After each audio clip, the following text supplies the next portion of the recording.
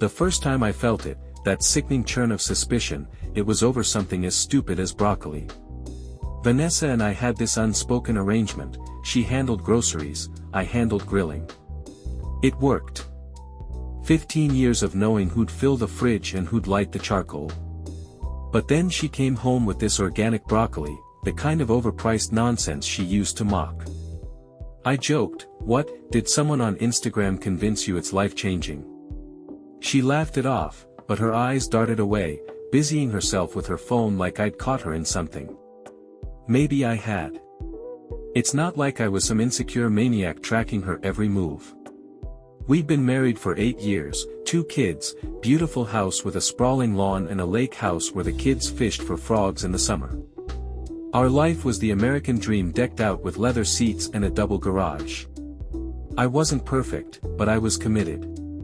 I thought she was too. And yet, when you've spent over a decade with someone, you notice things.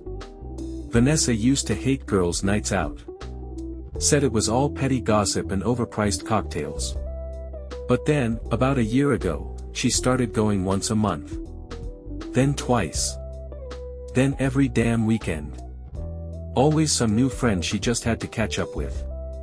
And she'd dress up, I mean really dress up, like we were heading to a high-end gala and not just an Applebee's or some wine bar. She'd leave smelling like vanilla and jasmine, her perfume heavy enough to hang in the air long after she was gone. When I asked her about it, she just shrugged, said she needed to unwind. Needed her space. And that was the kicker. Vanessa had never needed space. We were the kind of couple that joked about how we had no secrets because we didn't believe in locking doors. So why did it suddenly feel like she was keeping everything under lock and key? But I didn't press. I didn't want to be that guy. The insecure husband paranoid about his wife enjoying herself. So I let it slide, even though each night she came back smelling of something foreign. Not perfume, not cigarettes. Just, something. Something that made my skin itch. The first real punch to the gut came on a Tuesday. I'd finished mowing the lawn, my shirt soaked with sweat and the hum of the mower still vibrating in my hands. Vanessa was in the kitchen, her phone lying on the counter, screen glowing with a message.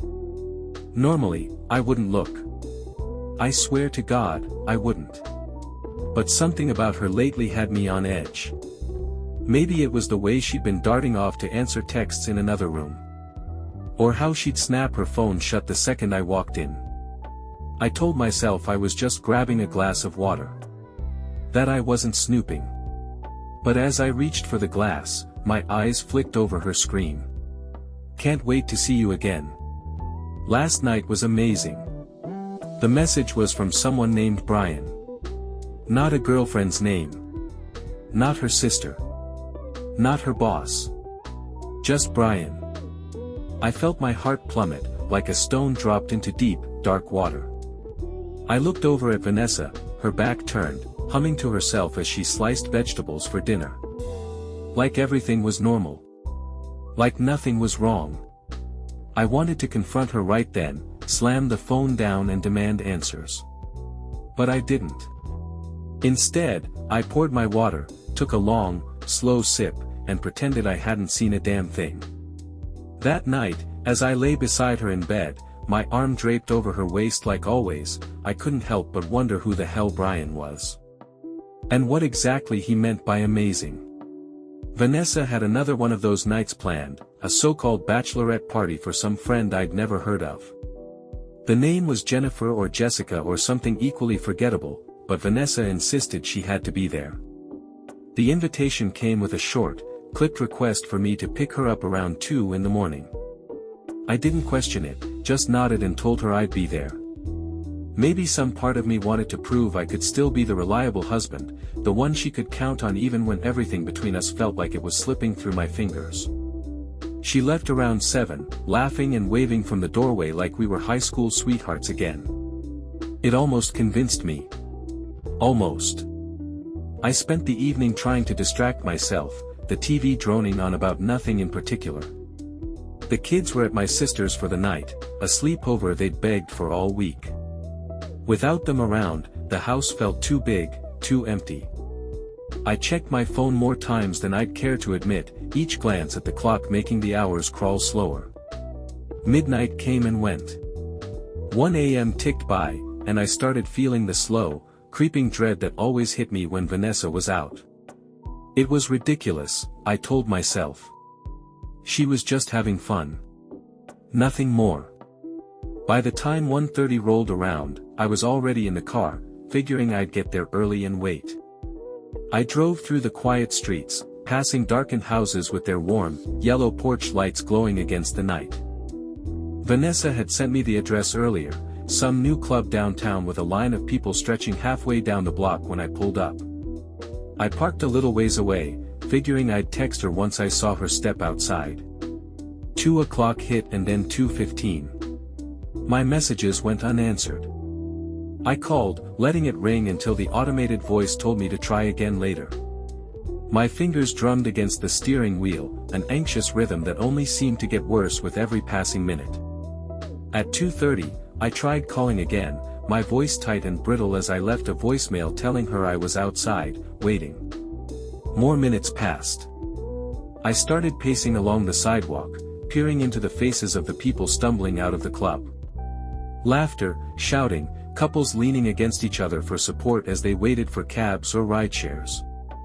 But no Vanessa. I went back to the car, pulling up the location app we both used to keep track of each other, mostly for safety when one of us was driving out to the lake house alone.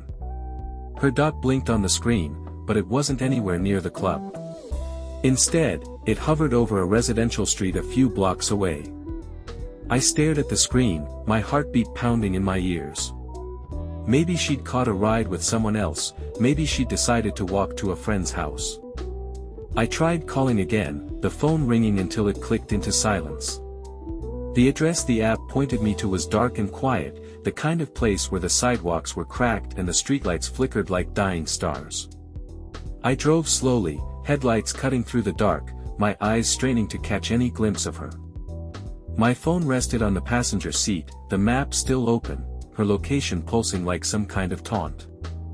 I circled the block once, twice, rolling down the window to call her name. The air was cool, crisp with the early morning chill, and I could see my own breath fogging out before me. Another sweep of the street, this time turning down an alley that twisted between 2 rows of shabby apartment buildings. Still no sign of her. My frustration boiled over into anger, the kind of anger that comes from fear. From worry. From suspicion. I pulled the car to a stop and tried calling her again. Nothing. Just the same, hollow silence. I clenched the steering wheel until my knuckles turned white, my mind racing through possibilities that only made me feel worse. What was she doing out here, so far from where she was supposed to be? And why wasn't she answering her phone? I turned the car around and started driving again, headlights sweeping over cracked pavement and graffitied walls. A couple of stray cats darted out of the shadows, but otherwise the place felt abandoned. Deserted.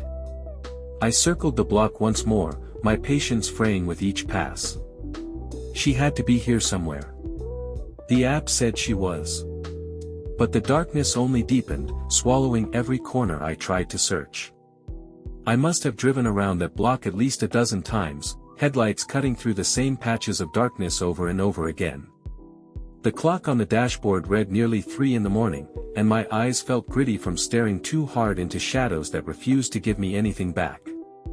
The neighborhood was too quiet, the kind of quiet that makes your own breathing feel too loud. I pulled over to the curb, engine still running, and let my head fall back against the seat. The tension in my shoulders had wound itself up so tight it felt like a knot that would never loosen. I took a long drink from the bottle of water I kept in the car, the coolness easing some of the dryness in my throat but doing nothing to calm the churning in my gut. I set the bottle down, rubbing at my eyes, telling myself this was all some misunderstanding. She probably went to a friend's place to sober up before calling me. Maybe her phone died. Maybe I was just being paranoid.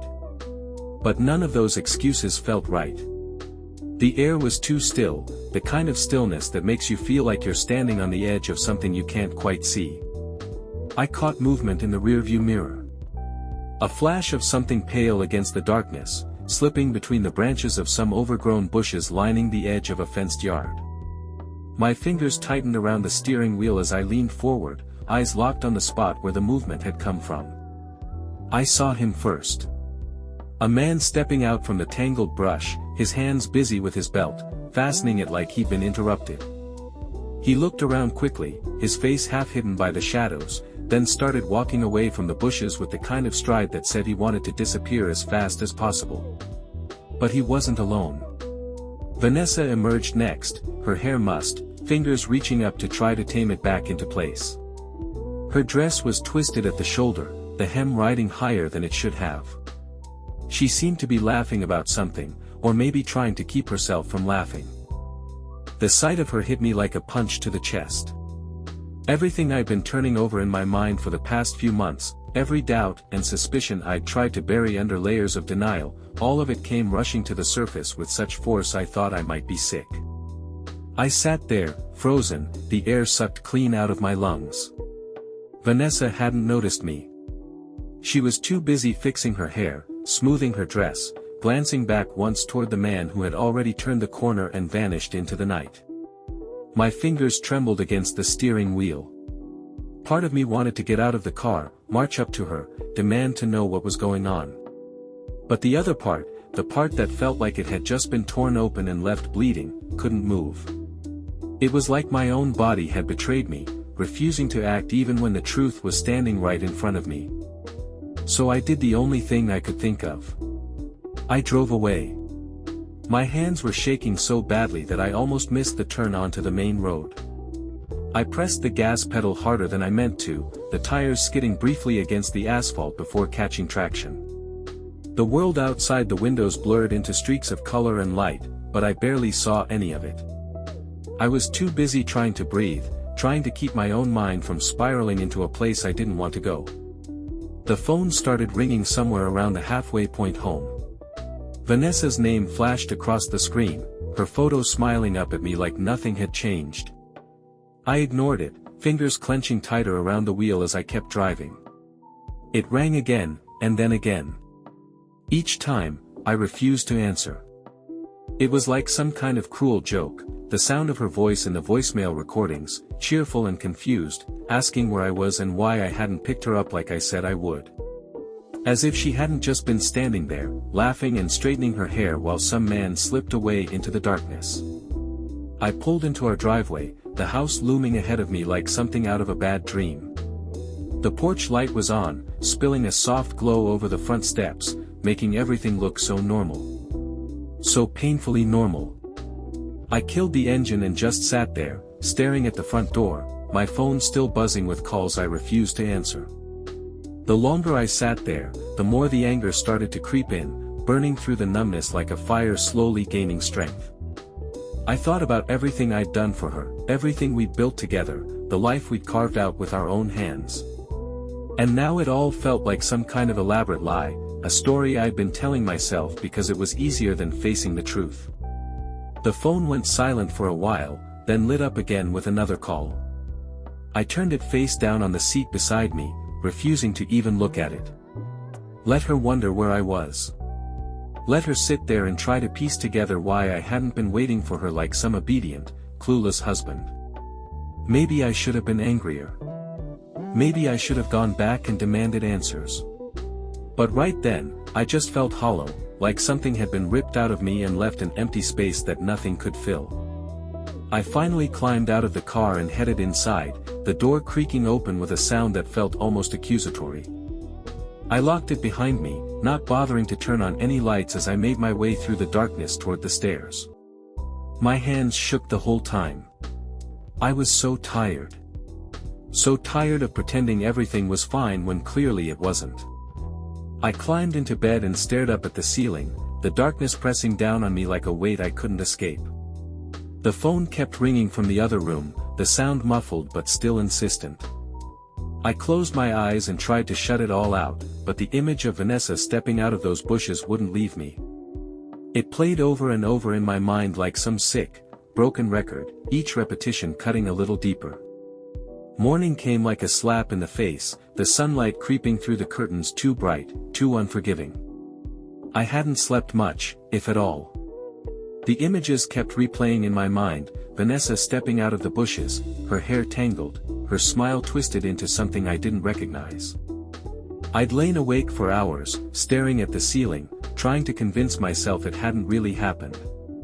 But denial only lasts so long. By the time the kids were due to come home, I'd already made the call to my sister, asking her to keep them a little longer.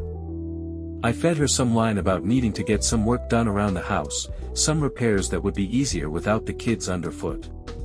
She agreed without question, her voice warm and understanding in that way older sisters have. I wasn't ready for the kids to come home, not when my head was still spinning and my chest felt like someone had driven a nail straight through it.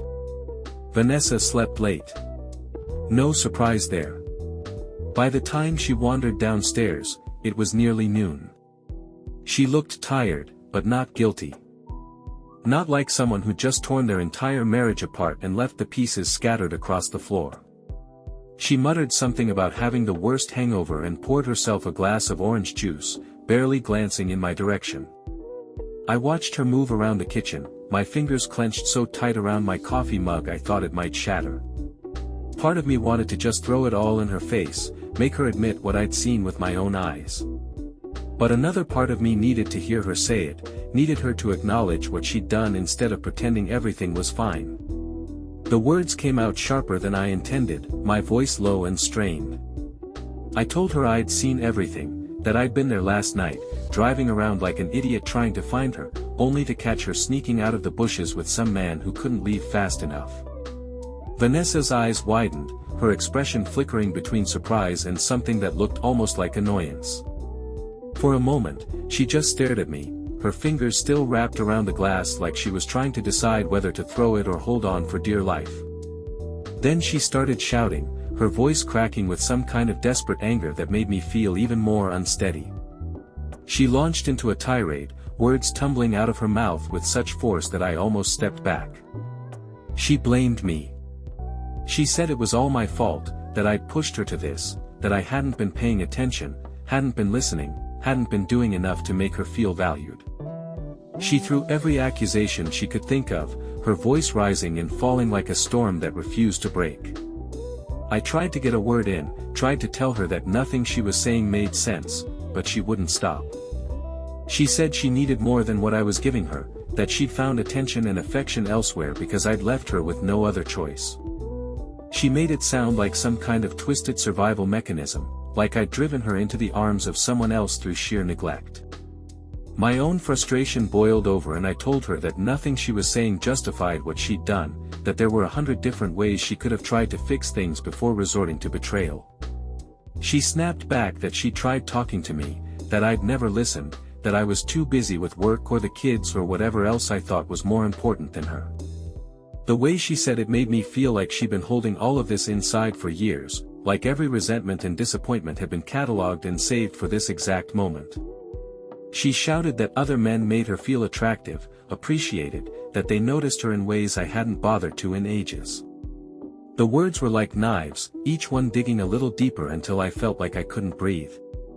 I told her she was being unfair, that I'd been doing everything I could to make her happy, to keep our family together. She just laughed, a harsh, bitter sound that made me feel like the ground had crumbled out from under me. She said I didn't get it, that I never would, that I'd been so caught up in my own world that I hadn't even noticed her slipping away. I tried to argue, to reason with her, but it was like trying to shout into a hurricane. Nothing I said seemed to reach her. She was too angry, too determined to make me out as the villain in her story. The more she talked, the more I realized she wasn't interested in explaining or apologizing or even trying to work things out. She just wanted to unload every ounce of anger and blame she could muster. And all I could do was stand there and take it, feeling like I'd been reduced to some kind of obstacle she needed to tear down before she could justify what she'd done. By the time she stopped shouting, her face was flushed and her breathing was ragged. She looked at me like I was a stranger, like everything we built together was nothing more than a pile of ashes. I felt hollow, like something had been ripped out of me and left a raw, gaping wound in its place. She stormed out of the kitchen, her footsteps echoing down the hallway until the front door slammed behind her. And just like that, she was gone, leaving me alone in the silence with nothing but her words ricocheting through my skull. I sank into a chair, my hands trembling as I tried to piece together everything she'd just thrown at me. It was like trying to make sense of broken glass, the shards sharp and scattered in every direction. Maybe some of what she said was true. Maybe I hadn't been paying enough attention, hadn't been doing enough to make her feel valued. But none of it justified what she'd done. None of it made the betrayal any less real. And as I sat there, staring at the empty space where she'd been standing just moments before, I realized I didn't even know where to begin picking up the pieces. I spent the rest of that day in a fog, moving from room to room like some kind of ghost haunting my own life. Vanessa came back at some point, but we barely spoke. She kept her distance, her eyes sharp and guarded like she expected me to lash out at any moment. But there was nothing left to lash out with. All the anger had burned itself down to something cold and still, a determination that settled deep in my bones. I had tried to understand, tried to find some kind of explanation that made sense, but none of it mattered anymore. The truth was simple. She had betrayed me, and no amount of blame-shifting or angry accusations could change that. By the time the kids came home, I had made up my mind. I wasn't going to keep living like this, wrapped up in a marriage that had been hollowed out and left to rot. I wanted out. Vanessa must have sensed the change in me because the moment I told her I was filing for divorce, she flew into a rage. She shouted that I was being dramatic, that I was overreacting to one mistake, one moment of weakness that didn't mean anything. But it wasn't just one moment. It was a betrayal built on lies, on months of sneaking around behind my back, pretending everything was fine while she tore our marriage apart piece by piece. When I wouldn't back down, she switched tactics. Her voice turned icy, her eyes narrowed to slits as she told me that if I tried to leave her, she would take everything. The kids, the house, the money. She said she would drag me through court until I was left with nothing but the clothes on my back. She painted a picture of herself as the victim, the wronged wife abandoned by a heartless husband who couldn't forgive her one little indiscretion. And for a moment, I felt the fear take hold. The thought of losing my children, of being forced to leave behind the life I had built, was almost enough to make me hesitate. But then I remembered the way she had looked that night, stepping out of those bushes with laughter in her eyes and another man's scent clinging to her like some kind of twisted perfume. The memory of it burned away the last of my hesitation. I wasn't going to let her intimidate me into staying. I wasn't going to let her use the children as weapons to hold over my head. The next morning, I made an appointment with a lawyer. His name was David Riley, a man with a sharp mind and a reputation for winning ugly cases. He listened as I told him everything, his expression calm and calculating as he took notes. When I was done, he leaned back in his chair and told me I had a strong case. He said that if Vanessa tried to claim custody, we could counter with evidence of her infidelity and instability. I had the app records showing her location that night, the messages she had tried to explain away as harmless. And if necessary, we could hire a private investigator to dig up more. David explained that the courts would take into account her behavior, especially if it could be proven that her actions were harmful to the children. It was a brutal strategy, but I was willing to do whatever it took to protect my kids from being dragged through the chaos Vanessa had created. Over the next few weeks, David built the case piece by piece. He gathered evidence, took depositions, and filed the paperwork that would officially start the divorce proceedings. Vanessa, true to her word, tried to fight back with everything she had. She accused me of neglect, of emotional cruelty, of failing to support her when she needed me most. Her lawyer painted me as a controlling husband who had driven her to seek comfort elsewhere, twisting every moment of our marriage into something ugly and distorted. But David was relentless. He brought forward witnesses, people who had seen Vanessa's erratic behavior, her nights out with strange men, her increasingly unpredictable temper. He argued that her actions were evidence of deeper problems, that her impulsive behavior and constant need for attention were signs of emotional instability. When Vanessa tried to claim custody of the children, David countered with testimony from a child psychologist who stated that a parent with such reckless tendencies could not provide a stable environment for two young kids. He framed her infidelity as part of a larger pattern of irresponsibility, something that made her unfit to be the primary caregiver. It was a harsh argument, but it worked. The judge ruled in my favor, granting me full custody of the children and control over the assets Vanessa had threatened to take away from me. The house, the cars, the money we had saved for their future. All of it was placed under my care. Vanessa looked stunned when the verdict was read, her face pale and eyes wide with disbelief. It was like she had expected to win simply because she had convinced herself that she was in the right. But the evidence had been too overwhelming, her own behavior too erratic to ignore. When it was all over, she confronted me in the hallway outside the courtroom, her voice trembling with anger and desperation. She accused me of betrayal, of twisting everything around to make her look like the villain. I told her that I hadn't twisted anything. I had only shown the truth, laid bare for everyone to see.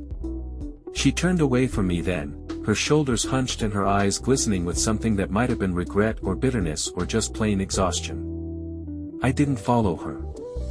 I couldn't. I had the kids to think about, their future to rebuild from the rubble Vanessa had left behind. As I walked away, the weight that had been pressing down on me for so long finally started to lift. It wasn't gone, not completely, but it was lighter. Manageable. And for the first time in months, I felt like I could breathe again.